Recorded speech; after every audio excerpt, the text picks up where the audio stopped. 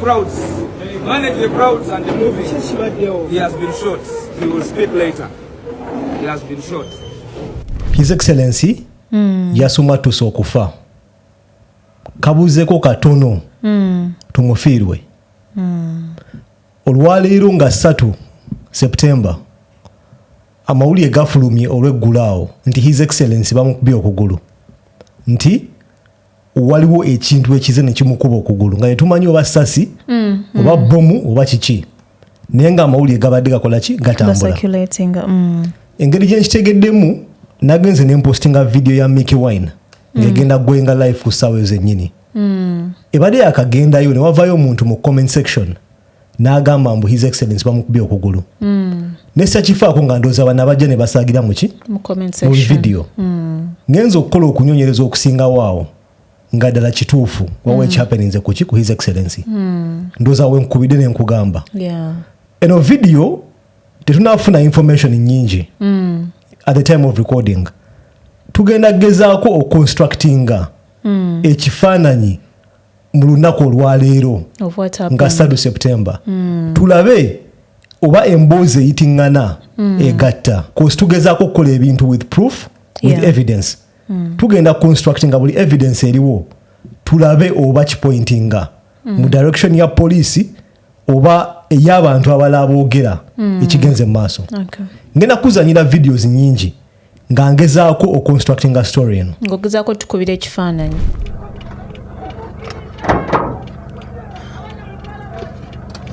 njagala weegendereze oluguudo olwo oluguudo olwo luzibe His Excellency yabadde agenze Bulindo ng'agenze kulaba omu ku ba kanso oba balooya bannobu twalabyeko obuvidiyo bwo aliya ng'agenze exactly ng'ali smart akubye suuti ayambadde empale engolole ng'agenze kulaba omu ku ba kanso bannobu George Musisi Mr. George Musisi ng'avaayo wabaddewo road block ng'ekkubo bakoze eki balisibye maaso awo ngenda kulaga story yaki ya poliisi ogicomparing n'ekyoli mu kulaba essaawa eno tutwala motoka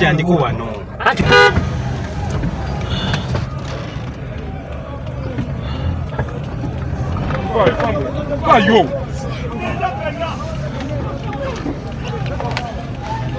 Uganda.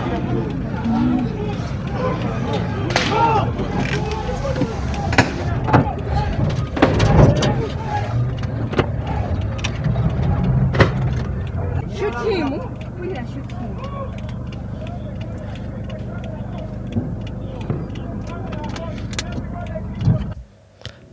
njagala wekanya akatambi ako kangezeko kazaayo emabega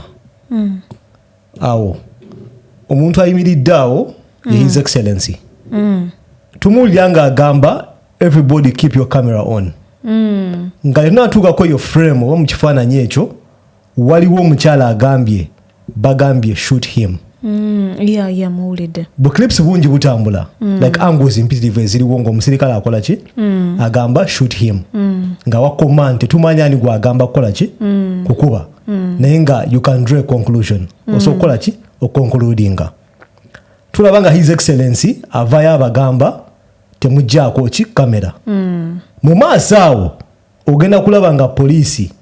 yagambye abantu nti yavudde mu motoka n'agwa okitegeera naye tumulaba essaawa zino ayimiridde bulungi ayimiridde ayogera nga talina kikoze ki kimutuuseeko talina kiwundu tawonyera takola ki tweyongereyo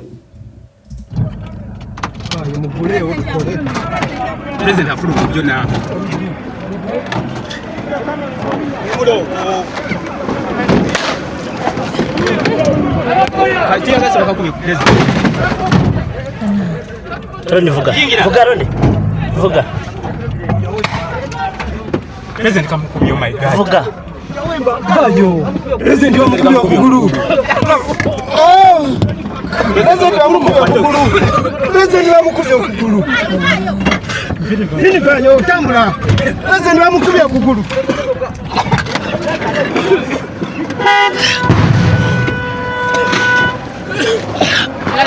Vamos comer a cucuru breaking news.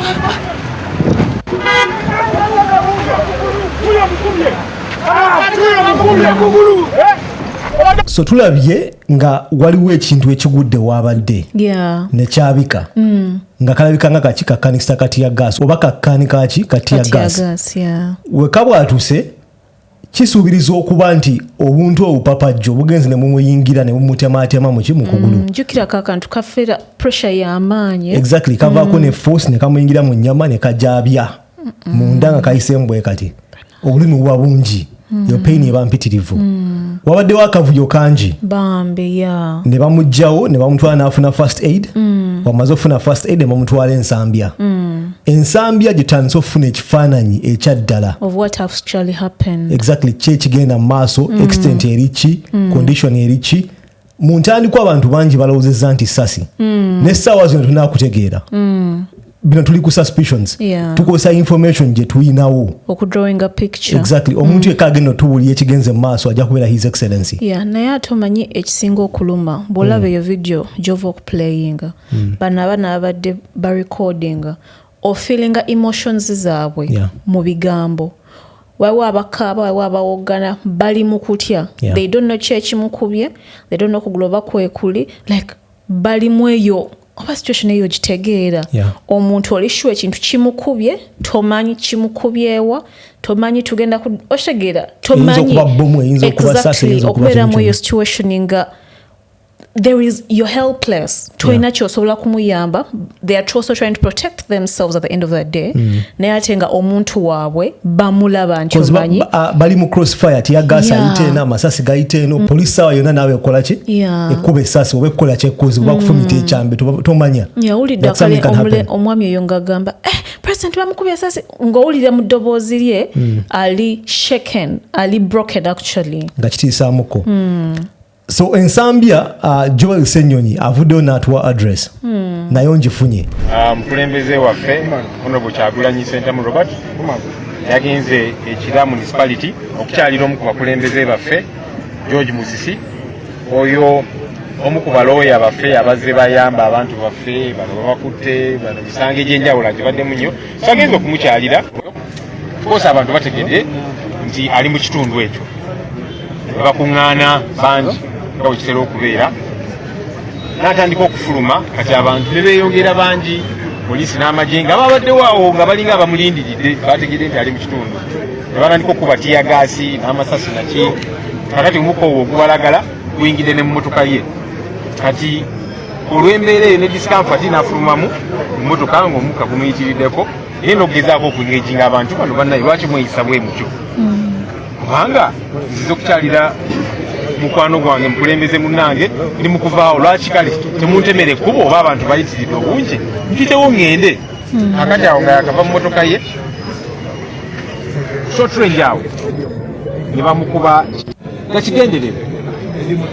nga bumulayo ebifaananyi kiyuziza empale ne kijokya kimuteekako ekiwundu ekinene abasawo batugambye nti eggumba ekyomukisa omulungi terimenyese naye nga likoseddwa ayina ebipapajjo bya tiyagaasikanisa eno ebimuli mu mubiri kubanga abasawo batulaze x-ray era ne batugamba nti yagenda kwetaaga sajjare okugyamu ebipapajjo bino ebimuyingidde mu kugulu ate bayinza bijjamu katikati bamukozeko first aid n'ebirala ne bamuwa pain killers eziri strong kuba ali mu bulumi obwenja obw'amaanyi n'okumwebasa naye batugambye nti ajja kwetaaga sajjare munaku eziddako awo okugyamu ebipapajjo bino ebimuyingidde mu kugulu kyannaku nti poliisi n'amagye geeyisa bwe gati kyomukisa omulungi katonda amukuuma naye tuvumirira enneeyisa eno ndabye statement ya poliisi kubanga bafulumiza statement ku social media ne bagamba nti abadde ayingira emmotoka ye n'aserera n'agwa ebigambo bya Joel biwulidde akunnyonnyodde ekigenda mu maaso ensambya nga we tugambye kakanisito oba kakaani kano kaabika ne force mpitirivu ne kavaako obupapajjo ne buyingira mu nnyama munda we buyingira mu nnyama ebeera foreign body tesobola kusigala yeetaaga okuvaayo bintu bingi bigenda mu maaso kayinza okuba omusuwa n'otiriiko omusaayi omuyitirivu kozi mulimu emisuwa eminene mu kimagulu kakubye eggumba ne kajjako ka fragment kugumba exactly singa owuliza ebigambo byani bya Joel egumba kali kubye nekuvaako ki fragment naye obugundi obukyaliyo wansi eyo munda mu nnyama bwetaaga okuvaayo exactly bagenda kukola kasajjale babukole ki babusikeyo Joel kyali mu kugambaawo akugambye mbu poliisi yakoze statement negifulumya njiino already ngenda giteekako tugiyitemu kyoli mu kulaba awo ye statement ya Uganda Police ngenda gisoma mu Luganda bagambye olwaleero nga 3 September 2024 Kyagulanyi Ssentamu yayitiddwa agende wa George Musisi lawyer nga bamuyise ku mukolo gwa Thanksgiving oba kuba kukikweyanza okwebaza exactly ebulindo mu Kiramu municipality ya Wakiso District line eyokubiri negamba nti Honorable Kyagulanyi azze ne yeetaba mu mikolo negimala ne giggwa mu ki mirembe line yokusatu ne bagamba Honorable Kyagulanyi wabadde ava mu kifo kino afunye emperekeze mbu poliisi n'emugamba tekikkirizibwa ne bamuadvisinga abantu abagambe baveewo n'agaana ne bagezaako okukolaki okumuyimiriza ne bakugamba mu line ey'okuna nti wabaddewo akacyankalanaawo okusika omuguwa onaagamba mbaagala ono sibaagala ne bakola idinga exactly poliisi egamba nti allegedly kwagamba allegedly mu Uganda kibanga ki kigambibwa nti exactly wali bukakafu ku video eziriwo poliisi ekugambye mbu kigambibwa nti His Excellency afunye injury so ade tona kigira nti yafunye injury bo bagamba kigambibwa allegedly ekisingayo ate okuba ekyennaku oba ekisesa mbu abasirikale bamulabye ku scene nga injury nagifunye ng'ayingira mu mmotoka ye kwegamba oba agudde mu mmotoka kyebagezaako okugamba tekikola sense line yokuna tekola sense bo bagamba injury agifunye ng'akola ki ng'ayingira emmotoka video zirabye nga akantu kabwatuka ne kamukuba naye batugambe bagenda kunyonyereza bategeere ekyaleese injury oba weeri oba teriiwo ne ku ssaawa zino tebanakukola ki kola revision ya statement eyo bo bagamba allegedly naye ate simanyi naye bandinzeeko okufulumya statement ne basooka nze ndowooza yange akubanga ekitongole nga poliisi tukiwa ekitiibwa mu ggwanga banditutte their time kubanga omuntu nga Kyagulanyi buli omu agenda kwagala okumanya ki ekigenze mu maaso so mu kifo ky'okupapa okuwandiika ebitakwatagana okuleeta commotion mu ggwanga okuleeta obusungu mu bantu kubanga abantu video bazirabye video nyingi nnyo ku social media kati omuntu alabye video ezo ate wajja n'asoma kino ekipapula ogenda kuincitinga obusungu ogenda muleetera obusungu ate nga abantu bareactinga ku busungu mu ngeri nnyingi nze ndowooza bapapyemuko okufulumya ekiwandiiko ekyo bandirinze either ne basooka ne batereeza story yaabwe oba nga bwe bagambye ne basooka ne bakola investigations kubanga tebeefuula nti buli musango ogubaawo oba buli event ebaawo they immediately come up okutubulira kyekigenda mu maaso so it is okay they would have taken their time ne ba investigating nga bwe bagambye then ne bajja ne batubulira ekituufu ate nze ndowooza statement eno mu nnaku ezijja mu maaso awo bagenda kugamba yabadde fake no bagenda gikubamu kiri ki stamp kya fake bagambe fake document mbusibe bagiwandiise gwerindo ogenda kiraba naye ate omanye ekirungi internet teyeerabira etya bajja kyegaana bagambe this was fake sibe bakireese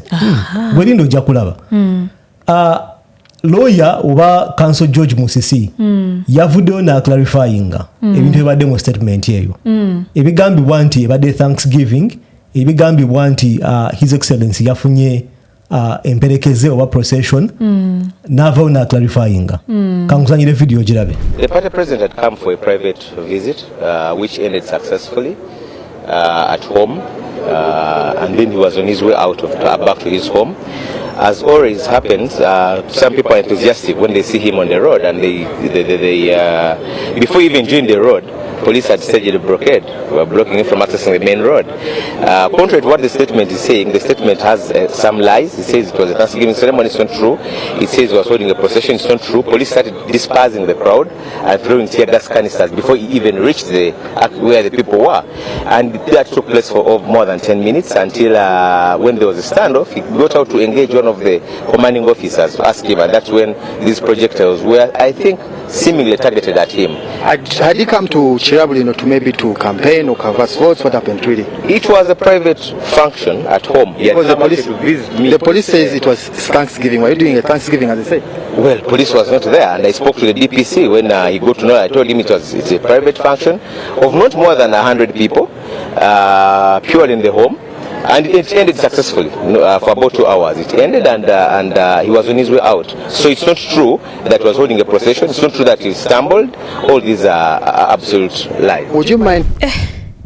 Kati lawyer yatugamba nti actually alikuwakanya bigambo police byewandiise yagamba guno omukolo gwabadde intimate gwabadde mukolo gw'abantu batono